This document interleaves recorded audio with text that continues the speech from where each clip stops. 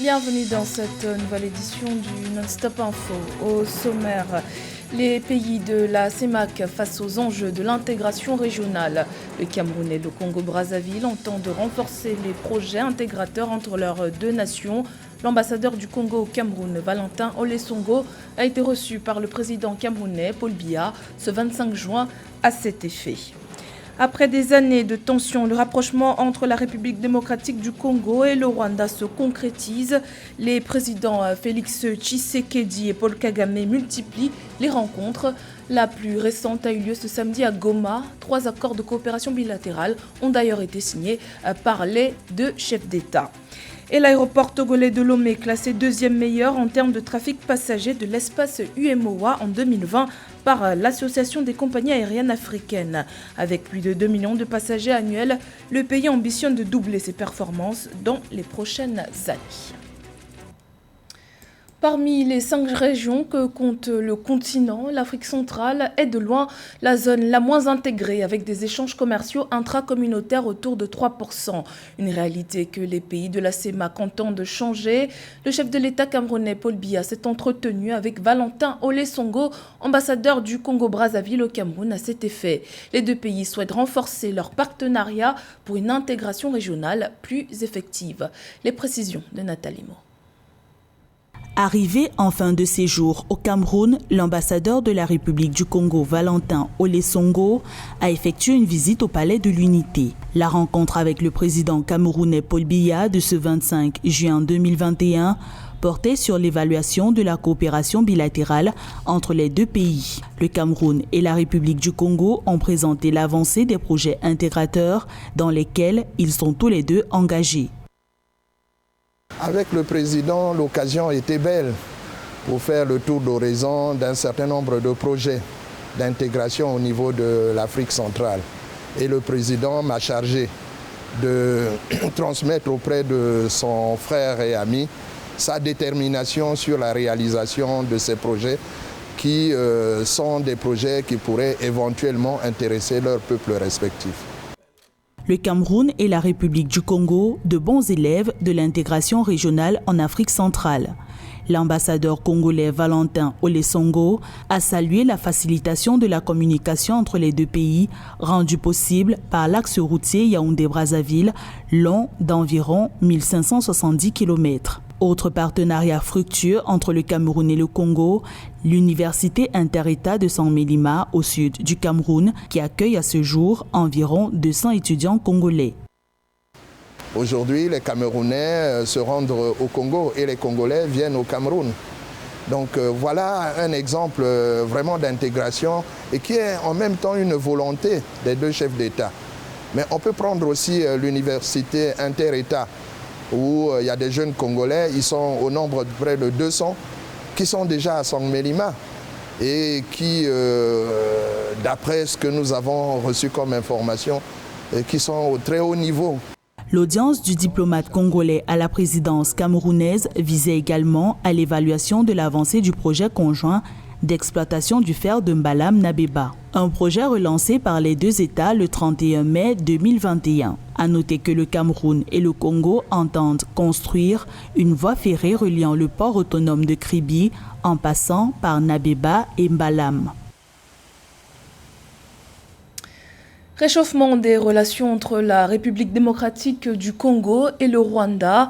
Après Gisenyi au Rwanda, le chef de l'État congolais Félix Tshisekedi et son homologue rwandais Paul Kagame se sont retrouvés ce samedi 27 juin dans la ville de Goma, à l'est de la RDC. Ville frappée par la récente éruption du mont Nyiragongo qui a poussé des milliers de personnes à fuir vers le Rwanda voisin.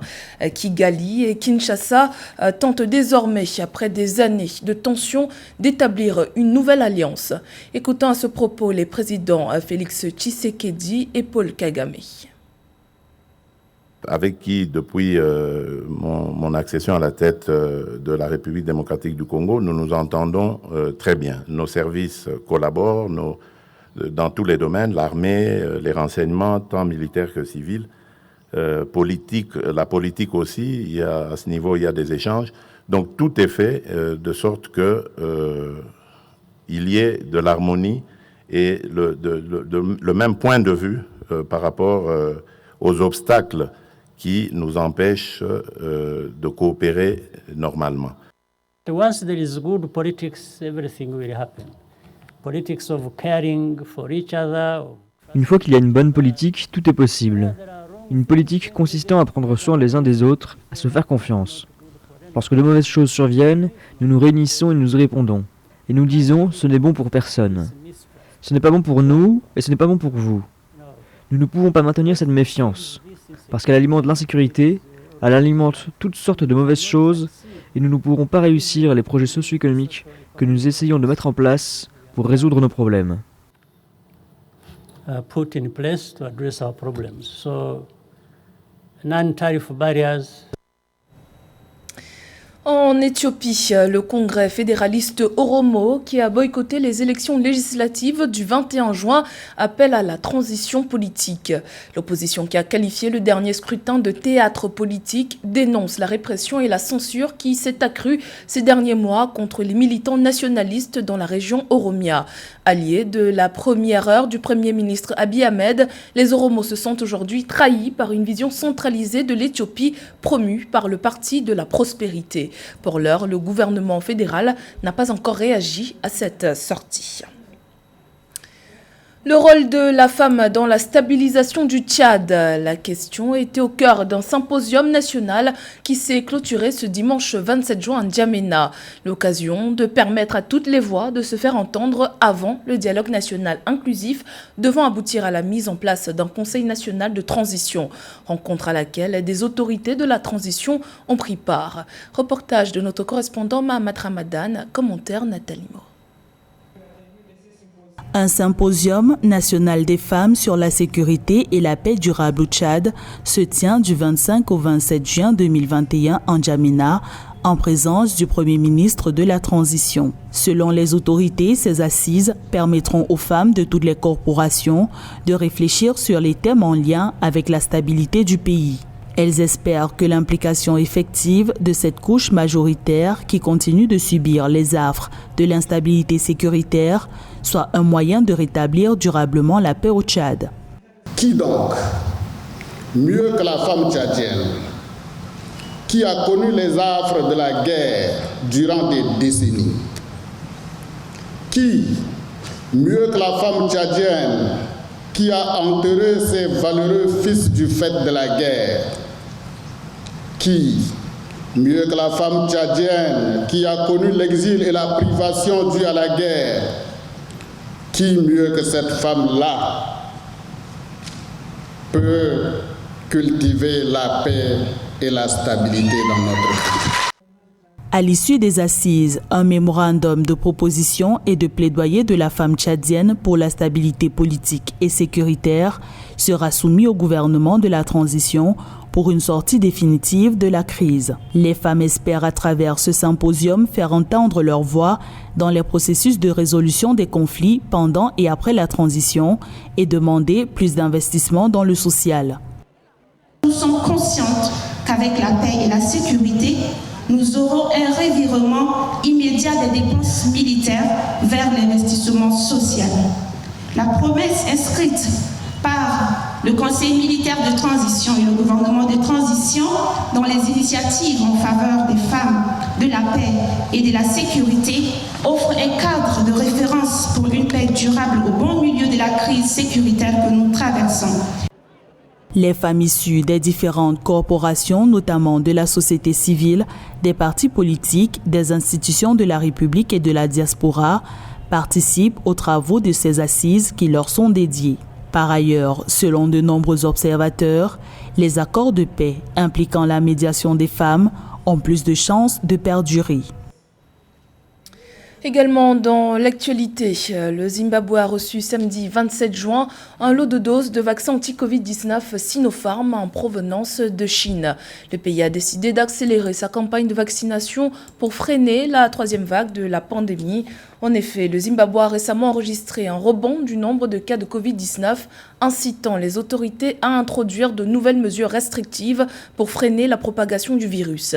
Le pays devrait également recevoir une autre livraison de doses de vaccins de la société pharmaceutique chinoise Sinovac la semaine prochaine.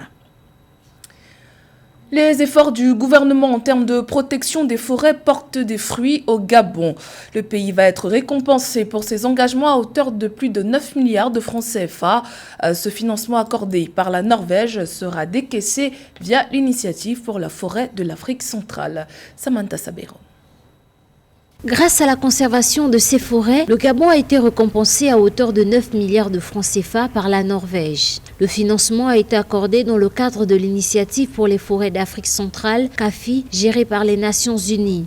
Selon le journal Le Monde, cette enveloppe est la contrepartie du carbone supplémentaire séquestré entre 2016 et 2017 grâce aux mesures mises en œuvre au Gabon dans le but de lutter contre la déforestation. Ce sont environ 3,4 millions de tonnes de ce carbone qui ont été séquestrées par le Gabon au cours de cette période. Le gouvernement norvégien est un acteur majeur engagé dans la protection du climat, de la biodiversité et en particulier dans la préservation des forêts. D'où l'appui au Gabon pour aider le Gabon et l'accompagner dans la protection de la forêt. Face à la vitesse de disparition de la forêt et en réponse à une urgence, la Norvège alloue plus de 300 millions d'euros chaque année pour la protection de la forêt. Les fonds accordés au Gabon serviront à financer la recherche scientifique, la promotion et la mise en œuvre de pratiques de gestion durable des forêts. Selon la CAFI, ils seront également utilisés pour préserver les zones protégées et renforcer les capacités au niveau du gouvernement. Il faut protéger la forêt, il faut la décimer pour vivre. Donc le Gabon est dans cette équation-là et doit faire face à des pays qui ont un grand potentiel forestier, comme tous les pays qui bordent l'Amazonie en Amérique latine.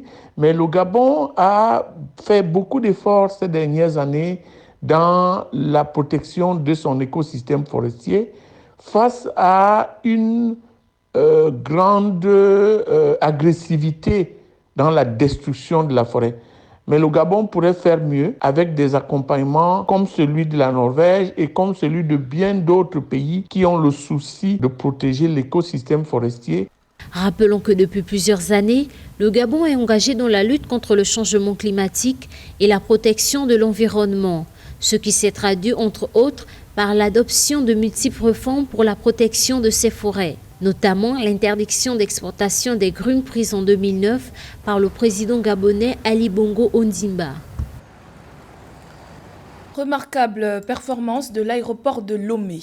L'infrastructure a été classée deuxième en termes de trafic passager de l'Union économique et monétaire ouest-africaine en 2020. D'après le rapport de l'Association des compagnies aériennes africaines, seule la Côte d'Ivoire devance le Togo dans l'espace UMOA. Les précisions de Samantha Sabero.